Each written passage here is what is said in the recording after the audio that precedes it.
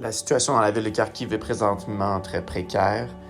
Il y a des affrontements constants entre les forces ukrainiennes et les forces russes, surtout du côté est de la ville, avec des bombardements jour et nuit.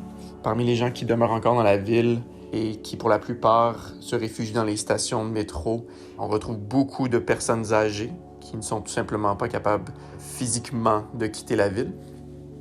Plusieurs personnes qui se réfugient dans ces stations de métro sortent durant le jour pour aller visiter leur famille ou pour retourner à leur domicile et retournent aux stations durant la nuit pour se protéger des bombardements.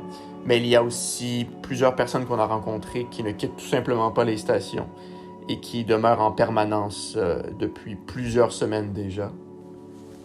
La nuit, plusieurs stations sont particulièrement bondées avec des tentes et des lits de fortune installés un peu partout, ce qui fait en sorte que la situation sanitaire dans ces stations n'est pas toujours idéale.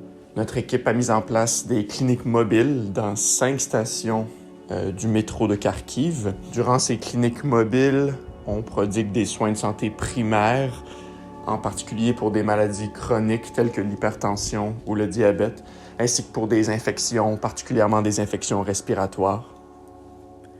Si les gens en expriment le besoin, on offre aussi du support psychologique et on essaye autant que possible d'offrir du support aux stations de manière générale avec des articles de base tels que des micro-ondes pour réchauffer la nourriture, des produits nettoyants pour nettoyer la station, ainsi que des filtres à eau pour leur permettre d'avoir accès à de l'eau potable durant la nuit.